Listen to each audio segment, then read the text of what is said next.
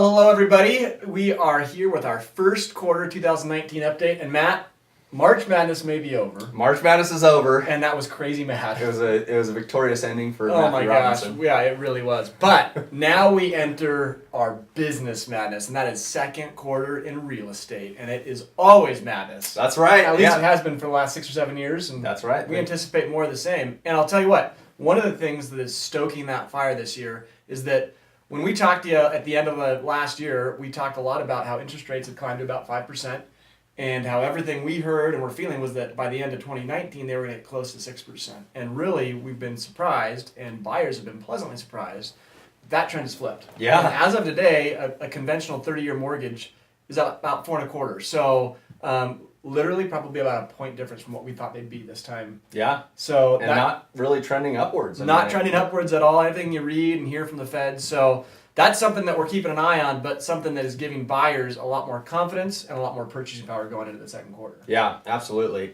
And looking at the Beacon report that we reference on a monthly basis, historically, March starts to trend upwards going into that selling season. So you see days on market go down, median price go up, average sales price, number of sales go up, and that trend has continued this year, but much stronger than we've seen in the previous couple of years. So it's a great start to that second quarter selling season. We did have Snowmageddon Part 2 for those of you who live here in Bend. That kind of, I think, postponed. We typically see things ramp up right after spring break, and we're just kind of seeing the final piles of snow melt away, and really still haven't got that spring sunshine to green things up. So as soon as that happens, hopefully we see some more inventory starting to hit the market. We are low on inventory, so it's in favor. It's more of a seller's market, I'd say, right now if the properties are priced right. So we are kind of seeing some multiple offer scenarios in those situations, but hopefully that loosens up a little bit and we get back to that better balance of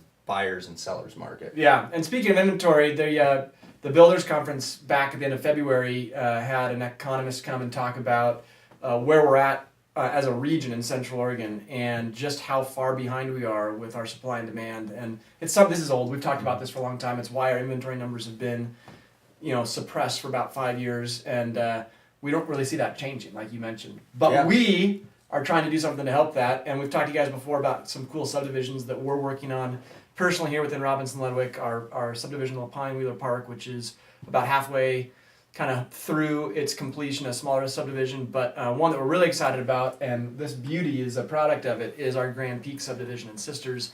38 lots right across from the Eagle Airport. Obviously, for those of you that know Sisters, it is just a really cool, unique little community. Absolutely. And a real big asset to Central Oregon. We have to give a shout out to Jerry. With Hex Industries. Hex Industries. He made all of our signs and signage for our lots out at Grand Peaks, and then he surprised us yesterday with this beauty. Oh, can't wait to get that hung up in the world headquarters. Yeah, very excited. So big shout out to Jerry for that. And then we always have Elm Park, which we've talked about before too, which is a townhome project. It's taking a little longer than anticipated, but it's going to be 30 townhome units that are going to start kind of in the high 200,000s, and so we're excited to be able to get that off the ground and bring that product to the Redmond market. So we're doing our part. We are doing our part in adding to the inventory, and yeah, with that kind of supply and demand we're talking about, developers and even institutional money outside of the area are coming in and kind of filling that void and bringing some new developments. A lot of that we've seen on the, I'll use my word, the sexiest parcels here in Bend have been hotel groups that have come in,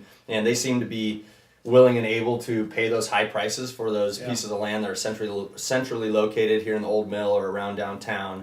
And I think we're going to continue to see some large apartment complexes, maybe senior housing facilities, probably another 1 or 2 major hotels come in. And then I think we haven't seen anything happen with the urban growth boundary expansion lands, but I think we'll start to see that infrastructure coming as this big money comes in. I know Polish Homes bought a lot of the southeast land, and so as these kind of infill developments take up all the land that within our existing boundaries, we're going to start seeing those, I think, in the next year or two, some of that start to get developed. We'll see. It might be longer term than that. That'd be exciting though, and that's kind of what we're looking forward to. Here, not just locally, but like literally in the area in the Old Mill that we're in right here too. Probably to use your word, the sexiest piece that is, again, probably more long term, probably it's in a 5 to 7 year window, but is the Core Pine District, which is just off, just a few stone's throws from our office building right here, and that's going to be just an extension of kind of this old mill quarter, super vibrant. It's going to be some dense units, but a lot of mixed use too, and it's just going to add to what has become an ever popular and growing kind of little corridor that we have down here. And for those of you familiar, I've heard that they're anticipating 5,000 residents at one point living on that parcel of land just right here in the old mill. So really going to bring that kind of urban, more urban environment. Totally, yeah. But Bend is changing. But I feel like the great thing is, at least what I've seen, Matt, is that even with how big Bend is getting and how much development's happening, we've been able to keep that same kind of thread of like what makes Bend unique, both in the aesthetic of the buildings and the type of businesses that are coming here. So I don't feel like we're really losing too much, but we're gaining a lot. Absolutely, yeah.